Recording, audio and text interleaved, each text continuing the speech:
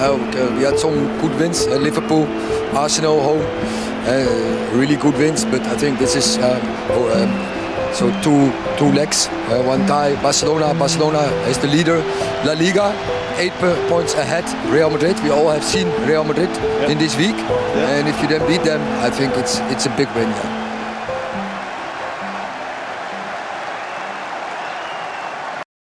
The transformation of Manchester United this season under Erik Ten Hag has genuinely been spectacular. Nobody could have seen it coming. From that 1-0 defeat against Crystal Palace in the last game of last season to where we are now, genuinely, I don't think there's been a more impressive turnaround in such a short space of time at a club the size of Manchester United. Ten Hag is proving himself to be a bit of a genius as a manager, both on the pitch and just overall. Now, what I want to do in this video ahead of the Cup final is basically do a run-through of what's happened since the very beginning and all the flashpoints that I think, step by step, has built Ten Hag's team. I think you'll enjoy this. Please make sure you stick around and do drop a like on the video and make sure you do subscribe, because I'll tell you what, fingers crossed anyway, we win the final on Sunday. It's going to be some cracking content here on United People's TV. But yeah, remember all those months ago at Selhurst Park, Ten Hag in the stands with Mitchell van der Gag and John Murtough watching on as Manchester United lost 1-0 thanks to a goal from Wilfried Zaha. It was the low point of a very low season. I think it's as low as Manchester United really have fallen in the Premier League.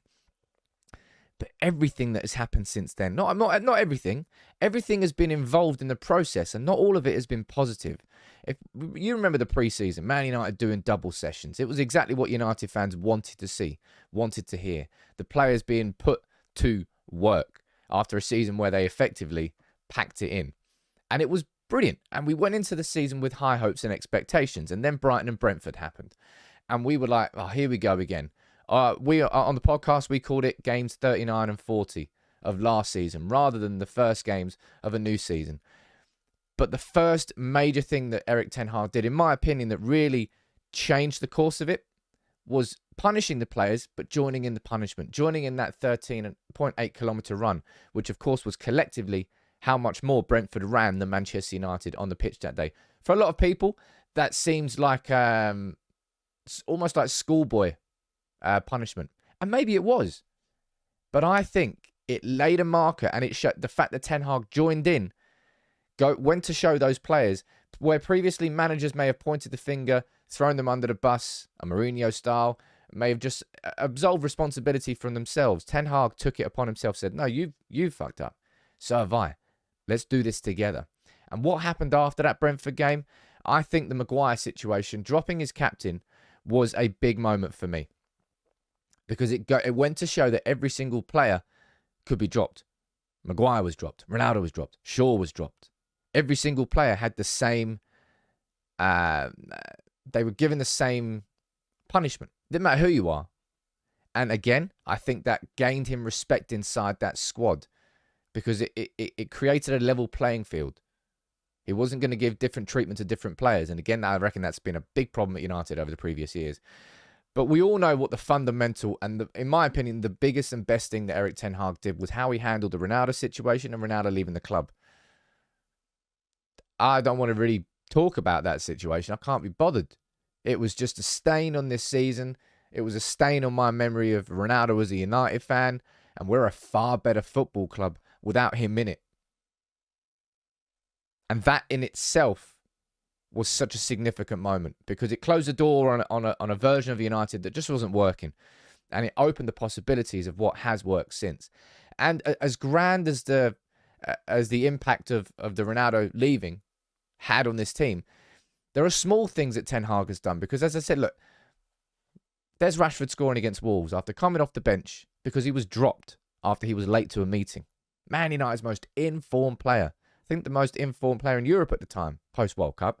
Didn't matter. You were late to a meeting. You get dropped. Doesn't matter how big the infraction, how small the infraction. The punishment still exists. And that gave Ten Hag more authority inside this squad, because it showed, again, the rules are the rules. Doesn't matter who you are. Doesn't matter how big it is or small it is. Rules are rules. And I think, again, that would have gained him respect and authority. And one thing that really would have gained him not emotional respect, but just on a human level, empathy. The way he dealt with that Sancho situation, letting him sort of disappear into the shadows for a few months and really re-find himself. At top level, I don't think that situation's happened on many occasions. A £75 million signing, just being allowed to sort of have a couple of months off to really find himself. But Ten Hag saw that he needed that. And I think the relationship between Sancho and Ten Hag will be stronger than ever. There's a bond created there because of that. And other players will be looking on and going, right, this manager's genuinely got our backs.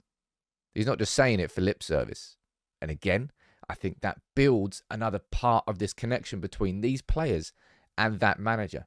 And then we look at bounce backs that have happened, of course, since that game there where we were 6-3 against City. We watched that game and we were all like, man, we are far away from that, aren't we? Then the conversations around 2-3 years, transfer windows, X, Y, Z. And then what happens when City come to Old Trafford? We beat them. We come from behind to beat them. And that was a significant moment and a significant game for this United team. Because, look, at Old Trafford now, you know what we've done. We've beaten Arsenal, Liverpool, Spurs, City, and now we've beaten Barcelona. And that game against Barcelona, Erik Ten Hag called it the biggest game of his United career so far. And I think he's probably right in terms of the impact of what that win could mean for this United team going forward.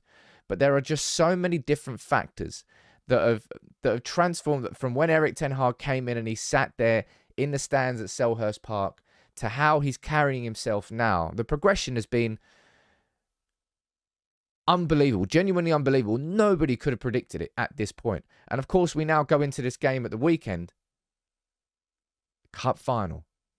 But for me, one big thing, as I said, I've just explained to you bit by bit how across the course of 7 months, I think Ten Hag has gained respect from this squad and all the different facets that have helped towards that.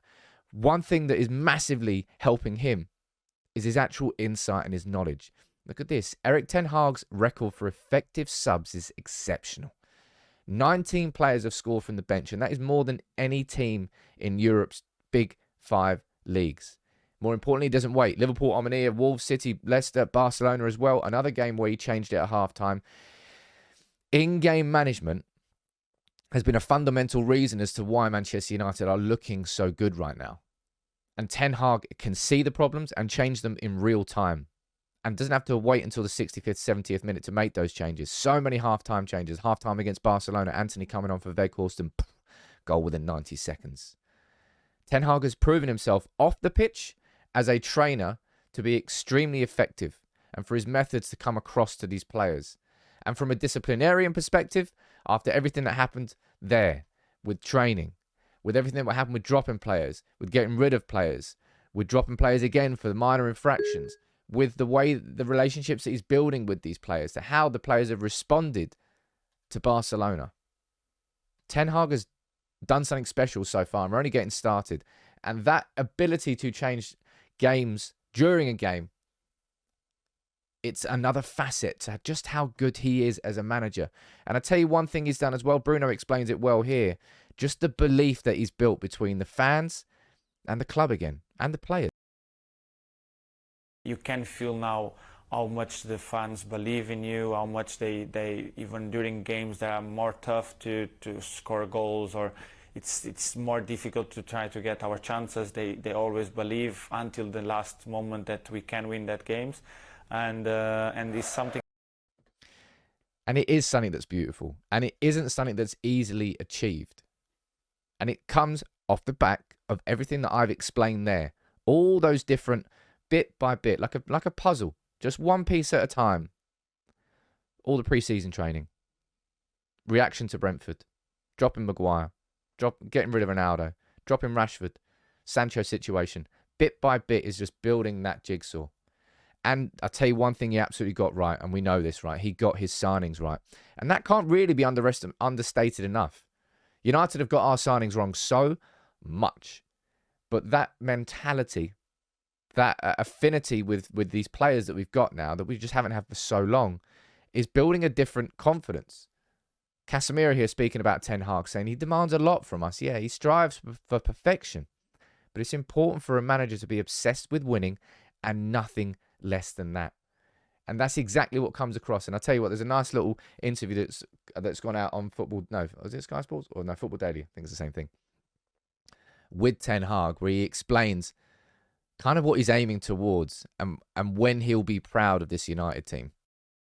And that the people see there's a good spirit, there's a good vibe in the team, and they want to play in a proactive way, in a dynamic way.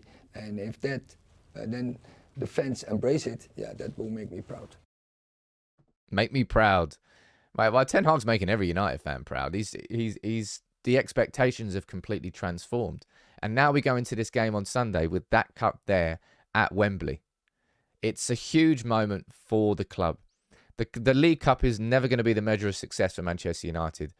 But what winning a trophy could do to the mindset of these players, from, as I said, from when he first sat down there, my bad, not that one either. When he first sat there in Selhurst Park and the mentality that those players had there, to the mentality that those players could have after winning that trophy and lifting it at Wembley, it could be special. And it's all down to the hard work of this man. Genuinely, he's transformed this club in 7 months. And we are now in a position where we can genuinely believe as fans that titles and trophies are achievable. 7 months ago, that was genuinely a foreign language and a foreign concept, and it was impossible to think that. Big up Ten Hag. Big up to this United squad, which we, last year, so many of them we would have just dashed and not even cared that much. What Ten Hag has done in building that and rebuilding that is amazing. And whatever comes next, I'm looking forward to it. And if it starts with this trophy on Sunday, what a perfect first 7 months it would have been overall. You know, the bumps, the negatives all help. As Martin, he's turned those negatives into positives. The Ronaldo situation could have consumed the club. Losing 4-0 to Brentford could have consumed the club. Losing 6-3 to City could have consumed the club. But instead, they've been lessons learned that have taken United still further forward. Big up Ten Hag, big up United. Real positive feeling around the club right now. And I'm really, really enjoying it. I'm sure you are too. You let me know what you think in the comments. But come on, United. Win on Sunday.